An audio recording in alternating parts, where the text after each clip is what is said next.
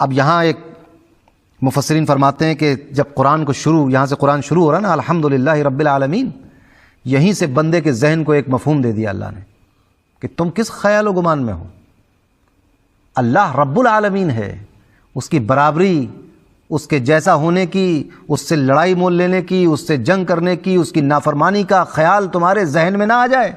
وہ بہت عظمت والا ہے، رب العالمین ہے بھائی۔ ایک چاند، ایک ستارہ، آپ دیکھ رہے ہیں کتنا عظیم الشان نظام ہے چاند سورج کا۔ تو اگر آپ تھوڑی سی سائنس پڑھی ہوگی تو آپ سمجھ سکتے ہیں کہ یہ نظام، صرف یہی نظام اس دنیا کا، چاند سورج اور ستاروں کا، یہ اتنا عظیم الشان نظام ہے کہ اس کے آگے تمام عقلیں گم ہیں، ابھی اس نظام سے باہر ہی نہیں نکل پایا انسان۔ اور وہ کیا یہ نہیں فرما رہا کہ اس کہکشاں کا رب، یہ نہیں کہا اس نے، یہ اس دنیا، اس کائنات کا رب نہیں کہا جس میں تم رہتے ہو، رب العالمین۔ یہ تو ایک دنیا ہے، ایسے ہزاروں کہکشائیں، لاکھوں کہکشائیں ہیں دنیا آسمان میں، کیا کتنی تحقیق ہو گئی، مگر ابھی آج تک لوگ اس کہکشاں سے باہر نہیں نکل پائے۔ سوچا ہوا ہے، ایک سائنسی نظریہ ہے کہ اس کے بعد یہ ہو سکتا ہے، ایک بلیک ہول ہو سکتا ہے، ایک دوسرا نظام شمسی بھی ہو سکتے ہیں، اور ایسا بھی ہو سکتے ہیں اس گلیکسی کی طرح آگے جا کر بہت سارا اسپیس ہے، فلاں بہت سارے نظریات ہیں۔ سب ایسے کرتے رہیے، مگر وہ ایک رب کی بنائی ہوئی ہے، رب العالمین۔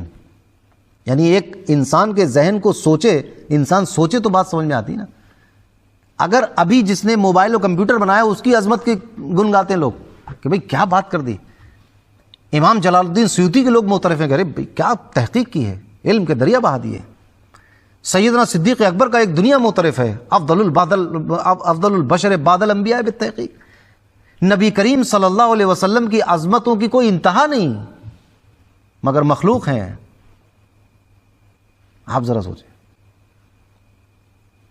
یہ جتنے بھی میں نے نام عرض کیے نا، عظیم الشان لوگ ہیں، عظیم الشان مخلوق ہیں، آسمان، سورج، چاند، ستارے، اور ان سب سے بڑھ کر نبی کریم خود اللہ کا شاہکار ہے، اس کی قدرت کا۔ کون سی ایسی فضیلت ہے مخلوق میں جو اللہ نے اپنے حبیب کو دوسری مخلوق سے زیادہ نہیں دی ہے؟ اور وہ کون سی فضیلت ہو سکتی ہے، آپ سوچ کے دیکھیں نا، کون سی فضیلت ہو سکتی ہے جو نبی کریم کو نہیں دی گئی؟ علم بڑی فضیلت کی چیز ہے، نبی کریم کو سب سے زیادہ دیا، یعنی کوئی پیمانہ نہیں ہے ہمارے پاس ناپنے کا کتنا دیا، مگر جتنا لوگ جانتے ہیں وہ سب سے زیادہ دیا، جتنا چاہا دیا۔ عظمت دیکھیں آپ، ان کے نام کی عظمت دیکھیں، اذان میں ان کا نام، نماز میں ان کا نام، قرآن میں ان کا نام، آسمان پہ ان کا نام، میدان محشر میں ان کا نام، جنتیوں میں ان کا نام، اور جو دوزخ میں ان کے منکر گئے وہاں بھی پچھتا رہے ہوں گے ہاں ہاں ہاں کر کے کہ افسوس افسوس کہ ہم محمد رسول اللہ کلمہ نہیں پڑھا۔ تو اس کتنا عروج دے دیا اس نام کو۔ اس سب کے باوجود وہ مخلوق ہیں، اور ان کا رب رب العالمین ہے، یہ ہے اس کی شان۔ تو اب بندہ جو ہے وہ پتہ نہیں کس پھیر میں پڑا ہوا ہے، اللہ سے لڑائی مول لے رہا ہے۔ اللہ نے فرمایا من عادى لي وليا فآذنته بالحرب۔ اب دیکھیں کتنی سستی چیز، کتنے خسارے کے سودے میں بندہ اللہ سے لڑائی مول لے لیتا ہے۔